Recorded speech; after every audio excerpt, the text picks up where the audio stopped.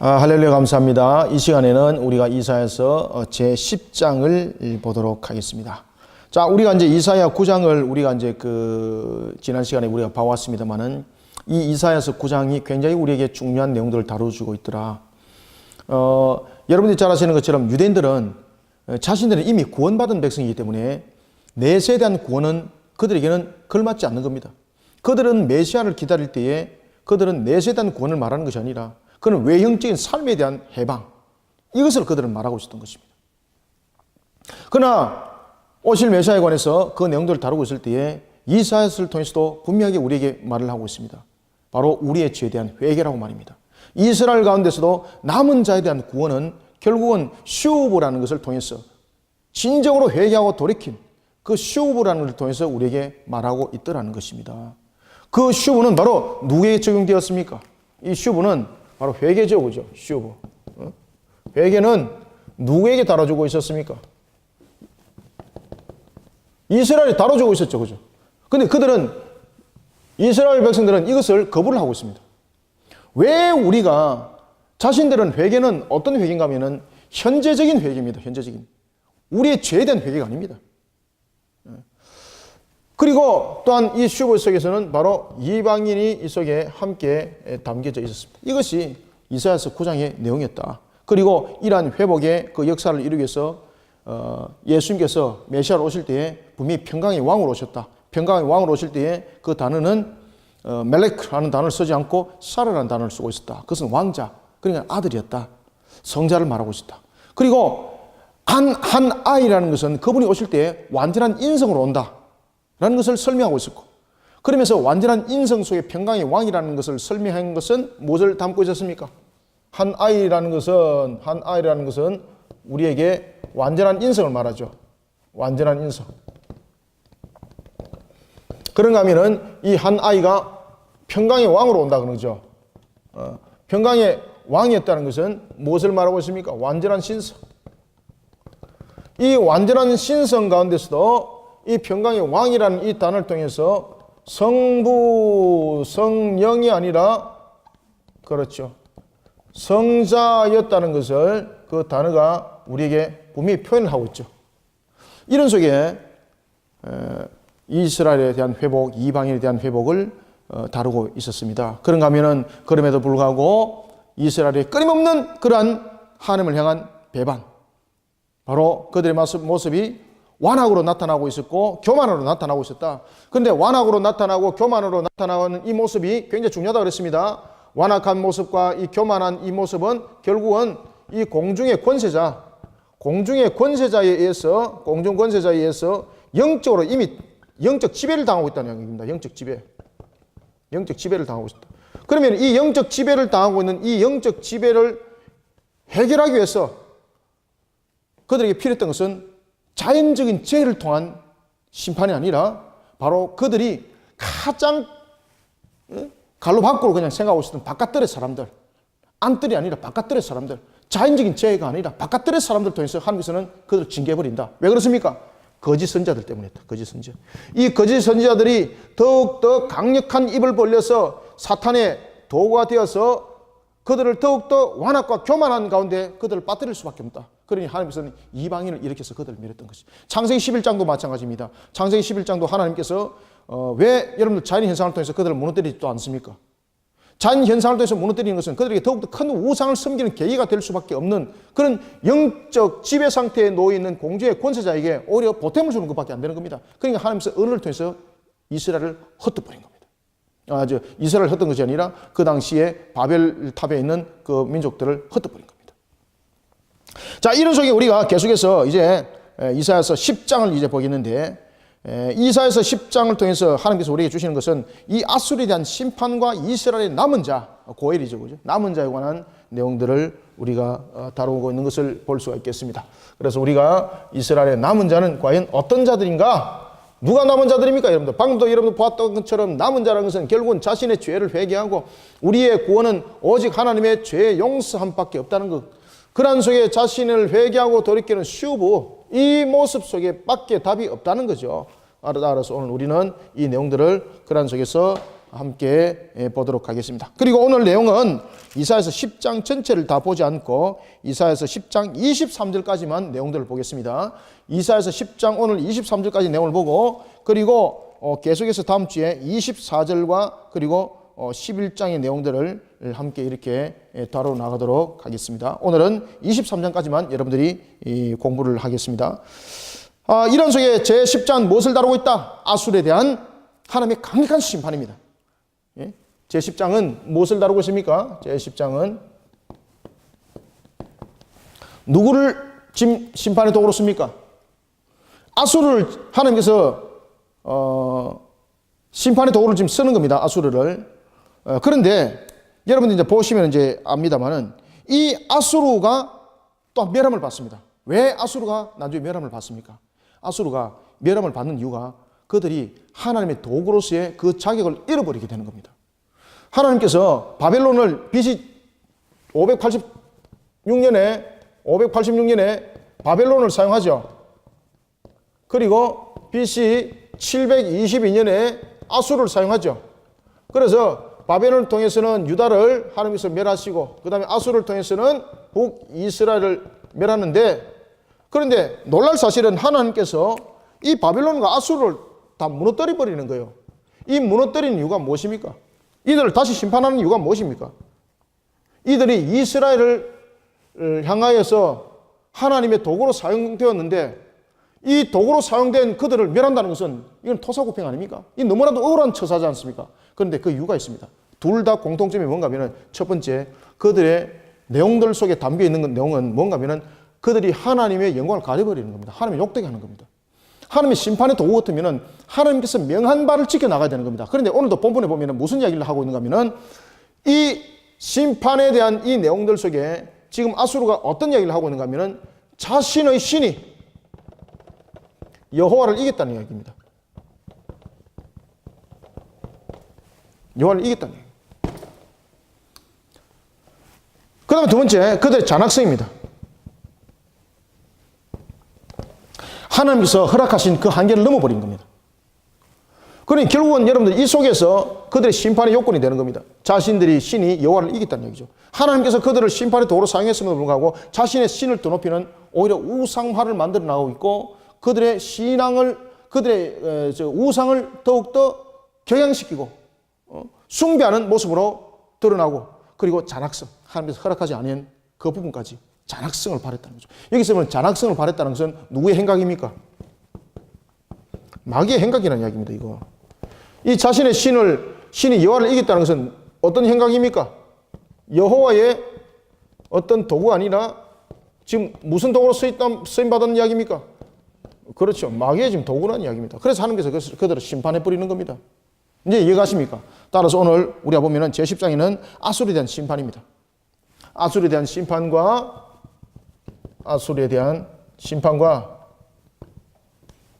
심판과 그리고 이스라엘의 남은 자입니다. 이스라엘의 남은 자. 그러면은 이 여기에서 이스라엘의 남은 자는 누군가? 자, 여러분들 아수르에 대한 심판은 왜 아수르가 심판을 당하는지 지금 이미 보았습니다. 이제는 아시겠죠? 그러면은 이스라엘의 남은 자는 누군가? 이스라엘의 남은 자도 제가 서론에서 여러분들에게 말씀을 드렸습니다만은 결국은 여러분들 회개하는 신앙 속에서 나오는 바로 슈브입니다. 슈브라는 것은 회개인데 회개는 그냥 돌이키는 것이 아닙니다. 이 회개라는 것은 돌이킴의 뜻을 가지고 있거든요. 그런데 이 슈브라는 것은 그저 단순하게 돌이키는 것만을 말하고 있지 않습니다. 죄로부터 자신을 완전히 돌이켜서 하나님께로 향하는 의지까지 전부 다 포함하고 있는 겁니다. 그래서 이 슈브라는 것은 그저 형식적인 것이 아니라 그 속에 모든 우리의 인격이 함께 담겨져 있는 신앙, 우리의 모든 인격들이 전인격이 하나님을 향하여서 회개하는 신앙, 이 모습을 담고 있는 거죠. 그래서 이 슈브라는 이 회개함의 신앙은 하나님의 남은 백성, 택한 백성들에게만 허락되어진 하나님의 또한 은혜라는 것을 우리에게 알게 하는 겁니다. 자, 우리가 이제 10장, 그래서 1절부터 이제 23절까지 내용을 쭉 이제 읽으면서 또한 우리가 감출해서 보도록 하겠습니다. 자, 10장 1절부터 3절까지 읽겠습니다. 4절까지 읽습니다. 시작. 불의한 법령을 만들며 불의한 말을 기록하며 가난한 자를 불공평하게 판결하여 가난한 내 백성의 권리를 박탈하며 과부에게 토색하고 화의 것을 약탈하는 자는 화 있을진저. 벌하시는 날과 멀리서 오는 환난 때에 너희가 어떻게 하려느냐. 누구에게로 도망하여 도움을 구하겠으며 너희의 영화를 어느 곳에 두려느냐. 포로된 자 아래에 굽으리며 죽임을 당한 자 아래에 엎드러질 따름이라. 그럴지라도 여호와의 진노가 돌아서지 아니하며 그의 손이 여전히 펴져 있으리라. 아멘. 펴져 있으리라. 그러니 10장 이제 1절부터 이제 4절까지는 지금 우리가 요 앞전에 봐왔던 이제 9장의 내용들을 함께 쭉 이제 간추려서 다시 한번 더 설명을 하고 있습니다. 불의한 법령이라는 것은 무엇입니까? 백성들을 억울하게 만드는 악법이죠. 그러니까 여러분들 보시면은 이 이스라엘 하나님의 택한 백성이라고 말했던 그들이 보면은 서로 간에 그냥 악행을 서로 간에 도모하면서 자신의 육신을 유익함을 일으키더라는 이야기입니다. 그 육신을 일으키는 그 내용들은 모든 것들이 여러분들 전부 다 보면은 이 마귀의 하나의 도구로서 그들이 쓰임을 받았던 이야기입니다. 그러니 이 얘기에서 말하는 우리가 BC 720여 년에 있을 이 아수르에 대한 이 내용뿐만 아니라 지금 북이스라엘이 왜 그들이 멸망을 당할 수밖에 없는가라는 것은 그들의 모습들이 불의한 법령, 불의한 말로서 그들이 기록했다. 심지어 2절에 보면 가난한 자를 불공평하게 판결했다. 전부 다 여러분 보시면 하나님의 법을 전부 다 어긴 것입니다. 그러니 하나님의 백성으로서의 그 가치를 이미 잃어버린 겁니다. 다시 말하면 하나님의 언약을 파괴해버리는 거죠. 그러면 하나님의 언약에 파괴한 것을 통해서 그들에게 돌아올 것은 무엇입니까? 언약 파괴된 피값이죠. 우리가 피 뿌리면 언약에 관해서도 우리가 공부를 했지 않습니까? 반은 하나님의 제단에 피를 뿌리고 반은 누구에 뿌리고, 그렇죠, 이스라엘 백성에 뿌리고, 그죠? 이 피 뿌리면 언약대로 그대로 그들에게 결판이 나는 겁니다. 그래서 하나님의 말씀을 여러분들 떠나버리고 하나님의 말씀을 엎어버리고 자신의 유익함을 위하여서 육신의 유익함을 취하기 위해서 달려간다는 이 말 자체가 얼마나 우리를 허망하게 만드는지 모릅니다. 그런 속에 너희의 영화를 3절 보십시오. 그런 가운데 너희의 영화를 어디다 두겠느냐? 어디다 두겠냐? 그렇게 해서 얻은 영화를 어디다 두겠습니까? 여러분들, 그죠? 하나님의 말씀의 법을 떠나서 얻었던 그 영화를 여러분 어디다 두겠습니까? 어느 창고에다 두겠습니까? 그 창고에 두는 순간 전부 다 썩은 것이 되는 겁니다. 3절 벌하시는 날과 멀리서 오는 환난 때에 너희가 어떻게 하려느냐. 누구에게로 도망하여 도움을 구하겠으며 너희의 영화를 어디에 두겠느냐. 둘 곳이 없는 거죠. 4절 포로된 자 아래에 굽으리며 죽임을 당한 자 아래에 엎드러질 따름이니라. 심판의 날 오직 그들에게 임할 것은 죽음뿐이라는 거예요. 죽음뿐이라는 거죠. 그런데 그럴지라도 여호와의 진노가 돌아서지 않으면은 그의 손이 여전히 펴져 있으리라. 그런 속에 하나님은 이제 아수르에 관해서 이야기를 합니다. 이런 속에 하나님께서 쓰임받았던 이 아수르. 그러니까 여러분들 아수르가 하나님으로부터 분명히 그들이 쓰임을 받았음에도 불구하고 그들은 하나님으로부터 쓰임받은 것이 아니라 자신의 신의 능력으로 일었었다 보는 겁니다. 자신의 신의 능력으로. 그러니 그들은 분명히 하나님의 도구로 쓰임받으면서 하나님에서 명한 말을 지켜 준행하는 자가 되어야 되는 것입니다. 여러분들, 하나님의 말씀을 지켜 준행하는 것은 우리가 하나님의 택한 백성만이 그렇습니까? 안 그러면 이 땅의 모든 자들이 해당되는 겁니까? 이 땅의 모든 자들입니다. 여러분들, 십계명은 우리가 하나님을 믿는 자들만이 지키는 계명입니까? 안 그러면 모두가 지켜야 될 계명입니까? 모두가 지켜야 될 계명이에요, 여러분들요. 안식일을 거룩하게 지켜라. 우리가 하나님을 영원하게 하는 것이 우리 믿는 자들에게만 있는 것입니까? 인류에 있는 모든 자들을 향한 하나님의 말씀입니까? 인류에 있는 모든 자를 향한 하나님의 말씀입니다. 아수르 사람이 왜 화가 있습니까? 오늘 그 이야기를 하는 겁니다. 그래서 5절부터 여러분 11절까지는 왜 아수르가 하나님으로부터 심판을 받을 수밖에 없는가를 설명을 하고 있습니다. 그래서 우리가 여러분들 보시면은 어떤 분들이 이런 말씀을 하시더라고요. 하나님께서 왜 아수르를 심판한가 하면은 이 이스라엘을 무너뜨리는 일에 그들이 쓰임 받았기 때문이다 라고 말하는데 그 말은 완전히 틀립니다. 100% 틀립니다. 하나님께서는 이미 북이스라엘을 치는 데 있어서 아수르라는 징계 도구를 왜 사용했습니까? 자연의 도구를 사용하지 않았습니다. 왜 그렇습니까? 이 자연의 도구를 사용하게 되면 이 거짓 선자들에 의해서 더욱더 악한 영들에 의하여 이들은 더욱더 죄의 값만 늘어날 뿐입니다. 그러면 하나님께서 아수르라는 도구를 사용한 것은 이스라엘로 통하여서 죄와 그리고 하나님의 형상을 분리하는 작업입니다. 죄의 값에 대한 완전히 불리한 현상이죠. 그래서 하나님의 방법이 아주 그들에게 옳은 방법이었습니다. 그런데 이 아수르가 그런 하나님의 뜻을 읽어나가지 못하는 겁니다. 하나님께서는 이미 아수르를 쓰임의 도구로 사용할 때에 그들이 분명히 이런 두 가지를 지켜야 될 부분들이 있었습니다. 첫 번째는 하나님께서 모든 것을 이뤘다라는 것에 대해서 그들은 그 범위를 벗어나지 말아야 되는 것이었고, 또는 그들의 잔악성이 나타나지 않아야 되는 것이었습니다. 그런데 그들은 오늘 본문에 보면은요, 자신의 신이 이겼다는 것이고, 심지어 어떤 이야기를 하고 있는가 하면은 사마리아의 여호와 신이 이긴 것이 아니라 다메섹의 우리의 신이 이겼다는 거예요. 우리의 신이 이겼다는 거죠. 그래서 이스라엘이 무너졌다는 이야기입니다. 이스라엘이 아수르 손에서 무너진 것은 우리 다메섹 신이 그들을 이겼다는 이야기예요. 그러니 여러분들, 이런 마귀의 도구를 하나님께서 가만두시겠습니까? 심판이죠, 심판. 그리고 이 잔악성은 결국은 도구로서 역할이 아니라 잔악성은 여러분 마귀의 행각입니다. 우리가 여러분들 징계와 치리도 있습니다. 징계와 치리가 있을 때에 우리가 왜 징계와 치리를 내립니까? 징계와 치리를 내리는 가장 큰 이유가 회개하고 돌이킴이죠. 우리는 징계와 치리를 통해서 그를 완전히 그냥 매장시키고 저주하고 그를 갖다 매장시키는 것이 아니라 하나님의 신앙으로 돌이킴이죠. 자, 5절 보겠습니다. 5절, 6절, 2절 읽습니다. 시작. 아수르 사람은 화 있을진저 그는 내 진노의 막대기요. 첫 번째, 하나님께서 뭐라고 말씀하십니까? 이 아수르가 하나님으로부터 쓰임을 받는 도구였는데, 첫 번째는 하나님의 진노의 막대기라는 이야기죠. 내 진노의 막대기. 하나님의 진노의 막대기.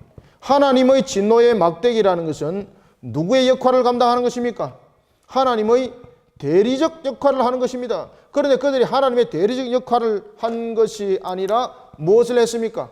마귀의 대리적 역할을 한 겁니다. 마귀의 대리적 역할. 그러니 하나님께서 그들을 어떻게 합니까? 심판하신다는 이야기예요. 그래서 하나님의 심판이 얼마큼 당위성이 있는가 여러분 아시겠죠? 그래서 이것을 토사구팽으로 이야기를 하면서, 야, 쇠가 빠지게 말이지, 실컷 써먹고 난 뒤에 버린다고 말이지. 이렇게 말하면 큰일 나는 겁니다. 두 번째는 나의 진노의 막대기였고, 계속해서 읽습니다. 그 손의 몽둥이는 무엇이었다? 하나님의 분노, 내 분노, 하나님의 분노였다. 그러면은 아수르가 분노를 내세우는 것이 아니라 하나님의 집행대로 방법을 해야 된다는 이야기입니다. 그러면은 하나님의 진노의 막대기였다, 그 다음에 하나님의 분노였다라는 것은 이 속에 우리에게 무엇을 담고 있는가 하면은, 모든 것은 하나님께서 원하시는 대로 집행해야 된다는 겁니다. 원하시는 대로 집행을 해야 되는데, 하나님께서 원하시는 대로 집행을 하질 아니하고 어떻게 했다는 이야기입니까? 자기 멋대로 마귀가 주는 그 마귀의 대리적 서임의 도구로 집행을 했다는 이야기입니다. 그러니 하나님께서 아수르를 심판하는 겁니다. 자, 계속해서 6절 읽습니다. 시작. 내가 그를 보내어 경건하지 아니한 나라를 치게 하며 내가 그에게 명령하여 나를 노하게 한 백성을 쳐서 탈취하며 노략하게 하며 또 그들을 길거리에 진흙같이 짓밟게 하려 하거니와. 아멘. 7절 보십시오. 그 이야기를 딱 하죠. 7절, 아수르가 어떻게 했는지, 아수르가 여호와의 목적과 다른 목적을 가지고 있음을 7절은 강조하고 있습니다. 자, 7절 읽어보겠습니다. 시작. 그의 뜻은 이같이 아니하며 그의 마음의 생각도 이같이 아니하고 다만 그의 마음은 허다한 나라를 파괴하며 멸절하려 하는도다. 바로 이 내용들을 담고 있는 겁니다. 따라서 우리가 7절은 아수르가 여호와의 목적과 다른 그런 목적을 가지고 있음을 강조하고 있고, 그런 속에 아수르에 대한 하나님의 심판의 필연성을 설명하고 있습니다. 왜 하나님께서는 그들을 심판할 수밖에 없는가? 하나님의 심판의 필연성, 하나님의 심판의 필연성을 우리에게 강조하고 있습니다. 이제는 여러분들 바르게 설명할 수 있어야 됩니다. 야, BC 722년에 하나님께서 이스라엘을 정신 차리게 하는 도구로 아수르를 사용하고 BC 586년에 유다를 정신 차리게 하는 도구로 사용했는데, 야, 하나님께서 아수르를 멸망시켜 버렸디. 바벨론도 멸망시켜 버렸디. 야, 하나님 참 나쁘대. 이렇게 말하면 큰일 난다 그랬죠. 오늘 이 본문 속에서도 우리에게 분명히 강조하고 있는 것은 하나님의 심판이 왜 필연적으로 그들에게 일어날 수밖에 없는가를 지금 설명하고 있는데, 하나님께서 분명히 하나님의 뜻을, 목적을 세우라 그랬는데 자신들의 다른 목적을 가지고 지금 이 일들을 수행했다는 이야기입니다. 하나님의 자신의 신이 여호와를 이김이 있고, 그런 잔악성, 다시 말하면은 이들 속에 하나님의 목적을 담은 것이 아니라, 하나님의 목적이 아니라 누구의 목적? 그렇죠. 자신들의 목적을 그 속에 담고 있었다는 이야기입니다. 그런데 이 자신들의 목적은 어떤 내용이었습니까? 바로 자신들의 신이 이기는 겁니다. 자신의 신이 이기는 겁니다. 그 다음에 자신의 능력을 발휘하는 것입니다. 그러면서 장악성을 그 속에서 더욱더 발휘하는 겁니다. 왜? 자신의 능력을 보이기 위해서는 더욱더 잔인하게 그냥 죽여버려야 되고 더욱더 강력하게 그냥 다스림을 사람들에게 보여줘야 되기 때문입니다. 그래서 하나님께서 그들을 심판한다는 이야기입니다. 자, 8절부터 10절 한번 읽어보겠습니다. 시작. 그가 이르기를 내 고관들은 다 왕들이 아니냐. 갈로는 갈그미스와 같이 아니하며 하맛은 아르밧과 같이 아니하며 사마리아는 다메섹과 같이 아니하냐. 내 손이 이미 우상을 섬기는 나라들에 미쳤나니 그들이 조각한 신상들이 예루살렘과 사마리아의 신상들보다 뛰어나느니라. 아멘. 자, 10절에서 딱 그 이야기를 하죠. 기가 막힌 이야기를 하죠. 그러니까 어떤 이야기인가 하면 여러분들 이런 이야기입니다. 11절에서 이제 그 이야기를 합니다. 아수르는 이 다메섹이라는 이런 쪽을 통해서 자신들의 신들을 엄청나게 화려하게 만들어 나기 시작합니다. 그리고 자신들이 점령한 땅마다 자신들의 신상들을 화려하게 만드는 이유는 자신의 신의 그 권위, 능력, 다스림 이것을 나타내는 거죠. 그렇기 때문에 우상 숭배자들은 무엇이 화려합니까? 신상들이 화려하다니까요. 크고 화려합니다. 왜냐하면 크고 화려하면 결국은 능력이고 힘이고 그 권세를 나타내는 것이기 때문에. 그런데 여호와 신은 형상이 있습니까? 없습니까? 없는 거죠. 그러니까 뭐라고 지금 빗대고 이야기를 하는가 하면 우리의 신을 바라는 거죠. 그래서 여러분들 우리나라의 첫째 곳곳에 보면은 불상들 크게 세워가지고 이거 나라 망할 겁니다. 이거 속히 여러분들 사라지고 제거될 문제들입니다. 이것이 어떻게 여러분 문화가 되고 이것이 어떻게 우리의 정서가 됩니까? 마귀의 집단들인데. 11절에도 여러분들 이런 이야기를 합니다. 제가 방금 한 이야기 그대로 하고 있습니다. 11절 한번 읽어보겠습니다. 시작. 내가 사마리아와 그의 우상들에게 행함같이 예루살렘과 그의 우상들에게 행하지 못하겠느냐 하는도다. 아멘. 그리고 사마리아를 점령할 때도 그들이 어떻게 점령을 하게 되는가 하면은 지금 이 내용들은 앞으로 장차 일어날 십수년 후의 내용들을 다루고 있는 겁니다. 지금 이사야가 십수년 후의 내용들을 다루고 있는데 이 예언의 말씀 그대로 이스라엘이 이렇게 멸망을 당하고 있고 아수르가 그렇게 말을 하는 겁니다. 그때 어떻게 너희들한테 말을 할 것인가 라고 말하면 이렇게 말한다는 겁니다. 우리의 신을 보아라 말이야. 너희들의 신은 얼마나 연약한지 모양도 없다는 거죠. 모양도 없다. 너희들이 신이 어디 있노? 아, 우리의 신은 하늘에 계십니다. 우리의 신은 마음에 있습니다. 그 신이 거짓말이야 말이야. 우리의 신을 보라 말이야. 이렇게 우리의 신이 힘이 있고 능력이 있으니까 지금 세상의 곳곳마다 우리의 신상들이 세워진 것을 봐라. 그러면서 그들이 뭐라고 말합니까? 갈그미스를 말하고 있고 그 다음에 하맛을 말하고 있고 그 다음에 사마리아를 말하고 있고 막 그 얘기를 하지 않습니까? 그런 곳에 자신들이 이제 승리를 거뒀던 곳에마다 그들이 자신들의 신상을 세워 나가는 겁니다. 그런데 여호와의 신상은 어디 있는 말이에요? 이런 우리의 신상을 가지고 있는 신의 능력이 이미 사마리아를 넘어뜨린 것처럼 이스라엘 전체를 예루살렘까지 이제 잡아먹는다는 거죠. 그런 아수르의 이스라엘 향한 비하 발언들이 십수년 후에 이제 일어난다는 이야기입니다. 그런 아수르를 하나님은 용서하지 않는다는 겁니다. 하나님의 도구로서 쓰임받을 그 한계를 넘어서 버렸다는 이야기죠. 그래서 하나님께서는 이렇게 말씀하십니다. 12절 보십시오. 그러므로라는 것은 무엇입니까? 앞에 것이 전부 다 증거물이라는 이야기입니다. 지금까지 아수르가 해왔던 그런 이런 행각들, 자신의 신이 여호와를 이겼다라는 모습, 그리고 이런 잔악성들이 모두 다 증거물이 되는 겁니다. 어떤 증거물이 됩니까? 하나님의 심판의 증거물이 되는 겁니다. 그래서 심판의 필연성을 우리가 10장은 다루고 있는 것을 볼 수 있습니다. 자, 10장 12절 제가 한번 읽어보겠습니다. 한번 보십시오. 그러므로 주께서 주의 일을 어디서 시온산과 예루살렘에 다 행하신 후에 아수르 왕의 완악한 마음의 열매, 이 완악한 나무의 열매는 바로 이 교만의 증거물이죠. 이 두 증거물. 열매와 높은 눈의 자랑을 어떻게 하리라? 벌하리라. 이와 같이 북이스라엘에 관한 내용과 그리고 나중에 아수르가 남유다도 여러분 치고 올라오죠. 유다 쪽으로도 올라옵니다. 그렇게 징계 도구로 쓰고 난 뒤에 하나님께서 그들을 멸해버립니다. 아니나 다를까 어떤 일들이 벌어지는가 하면은 바로 아수르가 패망하는 그런 일들이 일어나게 되는 겁니다. 아수르가 BC 612년에 신흥국가였던 이 바벨론의 남하 정책에 그들이 애굽과 결탁을 해서 바벨론을 막으려고 합니다. 그런데 이 바벨론이 이 아수르와 애굽을 그냥 자근자근 밟아버립니다. BC 612년에 이 하나님의 말씀대로 BC 612년에 바벨론에 의해서 그 당시에 이 바벨론이 신흥국가였습니다. 신흥 바벨론, 이것이 이제 연방체계였습니다. 이 바벨론도 연방체계, 연합체계를 구성하고 있었죠. BC 612년에 아수르가 바벨론에 의해서 완전히 그냥 짓밟혀버립니다.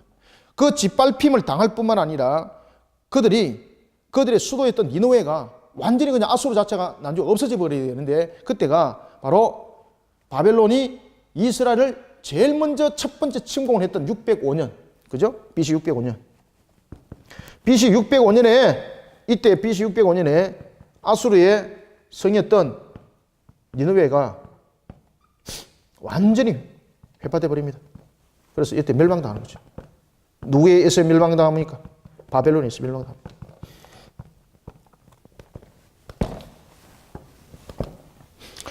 이와 같이 하나님으로부터 심판을 당할 것에 대한 내용들을 오늘 본문 내용이 전체적으로 다루고 있는 것입니다. 자, 따라서 우리가 이제 12절부터 이제 그 내용들을 이제 보면서 이렇게 말씀하십니다. 13절, 그의 말에 나는 내 손의 힘과 내 지혜로 이 일을 행하였나니 나는 총명한 자라 열국의 경계선을 걷어치우고 그들의 재물을 약탈하였으며 또 용감한 자처럼 위에 거주한 자들을 낮추었으며. 그러니까 이 지금 아수르의 지금 교만의 모습들을 담고 있습니다. 그리고 14절 읽어봅니다. 시작. 내 손으로 열국의 재물을 얻은 것은 새의 보금자리를 얻음 같고 온 세계를 얻은 것은 내버린 알을 주움 같았으나 날개를 치거나 입을 벌리거나 지저귀는 것이 하나도 없었다 하는도다. 아멘. 이게 여러분 무슨 말인가 하면 아수르가 세계 정복을 할 때에 그들에게 나타났던 모습, 내가 세계를 이렇게 쉽게 취하했다 이 말입니다. 내가 나라들을 취할 때에 여러분들 새 보금자리, 결국은 여러분들 자신의 손으로 열국의 재물을 얻은 것은 새 보금자리를 얻은 것 같다. 여러분 새 보금자리는 취하기 쉽잖아요. 새가 여러분들 알을 낳았습니다. 새를 알을 낳았는데 그 알을 여러분 취하는데 창갈 던질 필요 있습니까? 가서 그냥 손 내밀어서 그냥 가져오면 되는 거 그냥. 그렇게 쉽게 그들이 이렇게 취했다는 것은 아수르가 무엇을 말하고 있는가 하면 우리의 능력을 보라는 이야기죠. 그러니까 아수르의 큰 교만을 나타내고 있는 겁니다. 뿐만 아니라 자신의 신들의 강력함을 그 속에 함께 표현하고 있었던 겁니다. 하나님의 주권들을 잊어버리는 속에 그러한 자신들의 능력들과 그리고 자신들의 신의 그러한 권세, 자신의 신의 이김을 통해서 자신들이 세상을 그렇게 쉽게 취득했다 이 말입니다. 그렇게 말하는 그들을 하나님은 정금으로 삼으시고 심판한다는 이야기죠. 자, 15절 보십시오. 그래서 어떻게 말하는가 하면 하나님의 주권을 이제 나타내고 있습니다. 모든 세상은 하나님의 주권 속에 여러분 다스림을 받고 있는 겁니다. 심지어 여러분들 보십시오. 도끼가 어찌 찍는 자에게 자신을 자랑 삼을 수 있는가 말입니다. 이 도끼라는 것은 바로 누굽니까? 아수르를 말하고 있는 겁니다. 도끼가 여러분 놓여져 있습니다. 도끼를 든 사람이 그것을 들어서 나무를 찍었을 때에 도끼는 가치가 있는 거죠. 그런데 그 나무를 찍기 위한 사람이 도끼를 안 들고 그냥 내버려 두면은 이 도끼 가치 있는 겁니까? 전혀 가치 없습니다, 여러분들. 모양만 도끼지 아무 가치 없어요, 여러분들. 생명도 없어요. 심지어 여러분들 개미보다도 더 능력이 없습니다. 개미는 물에다가 음식이라도 나르지만은 누워있는 도끼는 스스로의 뭐를 일할 수 있는 능력이 풀 한 포기도 여러분 배지 못합니다. 그러니 도끼와 같다는 것은 무엇을 말하고 있습니까? 무능력을 말하고 있는 무능력. 그들이 스스로를 자랑 삼아서 내가 새의 둥지에 있는 알을 취한 능력이 되었고 그리고 새 보금자리를 차지하는 능력이 되었다고 말하지만은 그들의 능력은 전부 다 무능력이라는 이야기죠. 그러면 하나님께서 그들을 왜 알을 취하도록 하였고 새 둥지를 취하도록 했는가라는 것은 하나님의 주권적 속에서 이 모든 문제들이 일어났다는 이야기입니다. 주권적 속에서. 그러면 하나님은 왜 그런 이방인들을 사용했는가? 이 이방인들을 사용하여서 하나님의 신앙으로 바로 돌이키려고 그들을 사용했습니다. 그런데 그들을 사용했을 때 이들이 이 마귀의 도구가 되어서 하나님께서 명한 바를 넘어서 버리는 거죠. 그러니 하나님께서 그를 심판하는 겁니다. 자신이 스스로를 자랑 삼는 도끼. 그러니까 도끼가 누워 있으면 여러분 개미보다도 능력이 없습니다. 풀 한 포기보다도 능력이 없습니다. 그죠?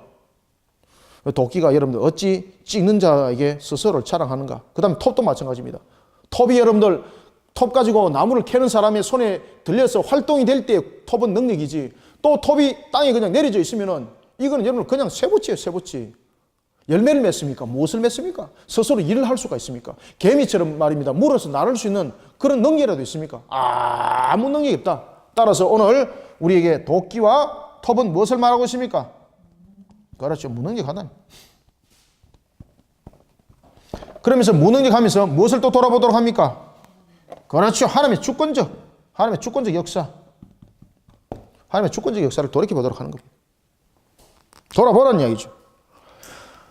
자, 15절 16절 읽습니다. 시작. 도끼가 어찌 찍는 자에게 스스로 자랑하겠으며 톱이 어찌 켜는 자에게 스스로 큰 채 하겠느냐. 이는 막대기가 자기를 드는 자를 움직이려 하며 몽둥이가 나무 아닌 사람을 들려함과 같음이로다. 수도 말도 안 되는 소리를 지금 하고 있단 말입니다.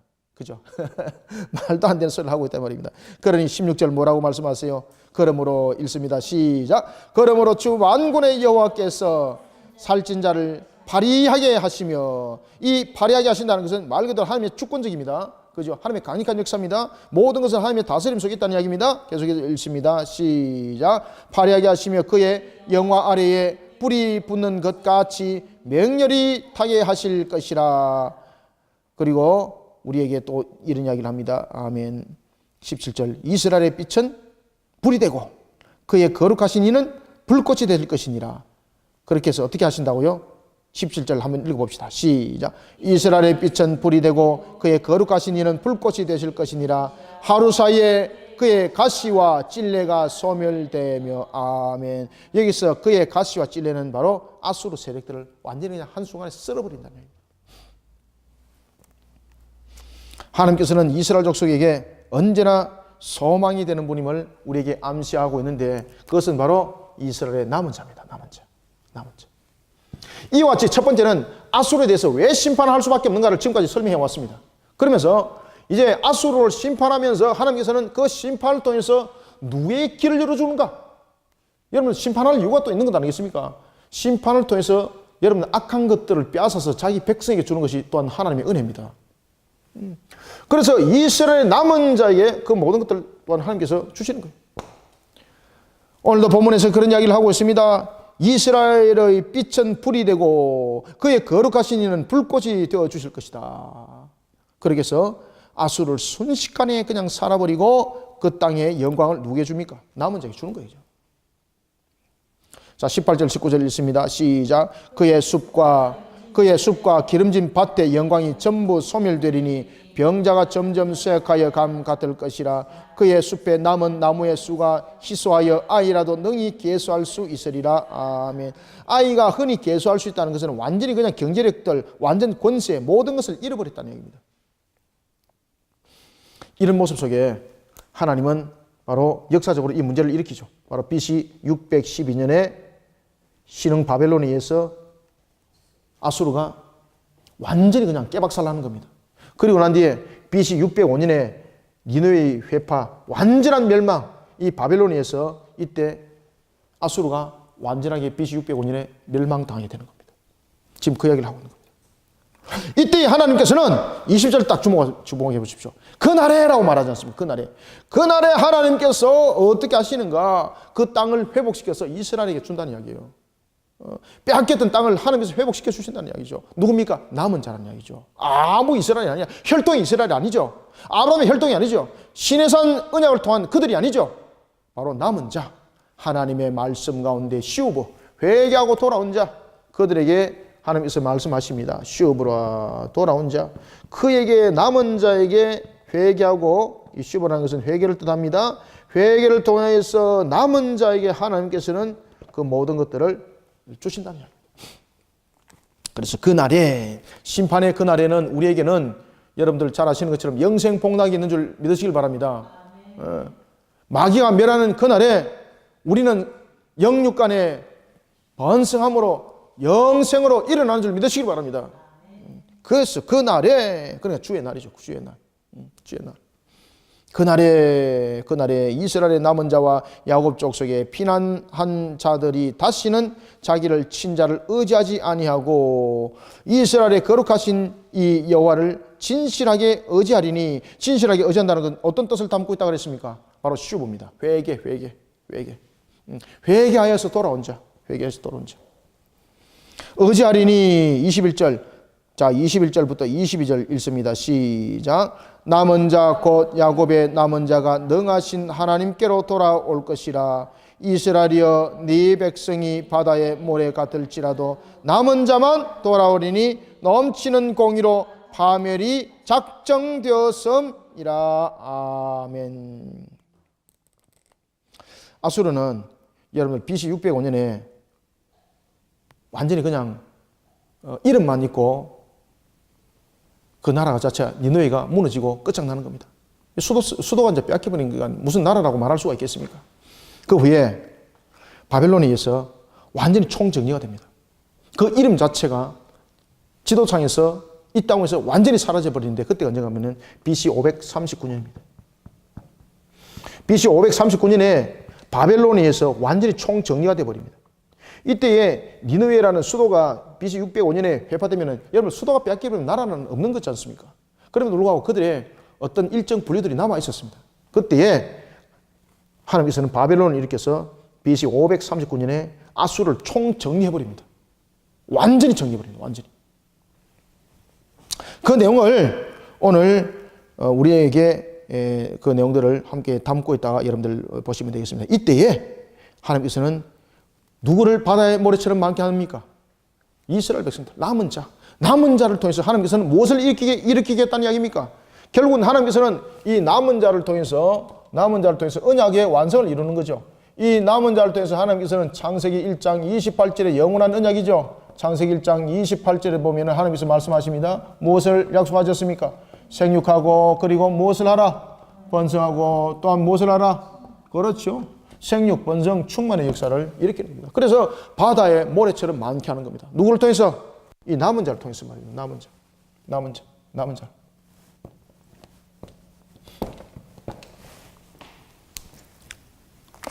그날에 20절, 그날에 이스라엘의 남은 자, 그리고 21절에도 보면은 야곱의 남은 자, 22절에도 보면은 남은 자, 계속해서 강조하고 있죠. 남은 자입니다.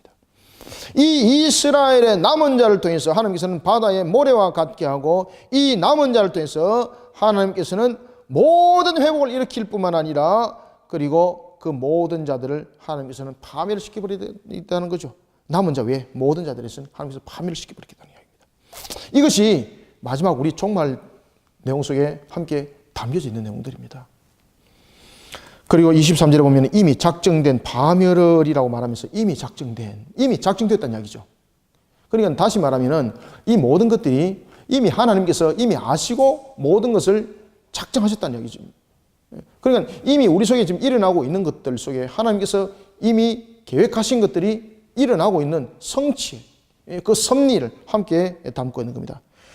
그러면서 23절 함께 읽습니다. 시작. 이미 작정된 파멸을 주 만군의 여호와께서 온 세계 중에 끝까지 행하시리라. 아멘. 하나님은 회개를 통하여 하나님으로부터 우리가 거룩한 자라 여김을 받는 자, 남은 자를 돌이켜서 무엇처럼 많게 한다? 바다의 모래와 같이 많게 할 것이다. 오늘도 여러분들 우리가 이사야서를 통해서 우리가 10장을 우리가 공부했습니다. 아수르에 대한 심판은 무엇인가? 그러니까 여러분들 내가 하나님으로부터 쓰임받는다는 자체가 중요한 것이 아니라 하나님으로부터 쓰임받을 때 쓰임받는 그 역할이 중요합니다. 내가 어떻게 쓰임받아야 되는가? 이 속에서 내 자아가 나타나서는 안 된다는 이야기입니다. 내가 여러분들 하나님으로부터 쓰임받을 때 내가 잘못하면 아수르 될 수 있습니다. 아수르기 때문에 심판받은 건 아닙니다. 아수르기 때문에 심판받은 것이 아니라 아수르가 왜 심판을 받을 수밖에 없는가? 그 심판의 필연성을 하나님께서 말씀하셨습니다. 자신의 신이 여호와를 이겼다는 얘기. 그리고 그 잔악성에 대한 내용들. 이것들이 전부 다 자아 속에서 인본주의 속에서 나타났던 결론들입니다. 이것은 우리를 향한 또한 음성이기도 합니다. 하나님의 사역과 사명을 감당하는 자를 향한 주께서 우리를 향한 말씀이기도 합니다. 어떤 말씀입니까? 하나님께서 명한 바를 따라서 준행하는, 다시 말하면 순종하는 길들을 걸어갈 때에 하나님께서 명한 바를 지켜 준행하는 것 속에서 나가는 순종하는 자가 되어라 이 말입니다. 가감한 자 아니란 말입니다. 주일 오후 때도 제가 여러분들에게 말씀드렸지 않습니까? 가감한 자 아니라. 그 말씀에 더함도 없고 덜함도 더함도 없이 모든 것을 하나님의 말씀에 지켜 준행함 속에서 이 모든 것들을 지켜나가면서 하나님의 영광이 되기를 소망합니다. 그리고 오늘도 내가 하나님의 남은 자의 그 백성의 모습이라는 것을 나의 능력이 아니라 하나님께서 베푸신 전적인 은혜임을 깨닫고 오늘도 하나님 앞에 감사하는 신앙으로 우리가 한날을 살아가는 우리 모든 성도들이 다 되시기를, 마지막 때의 성도들이 되시기를 소망합니다.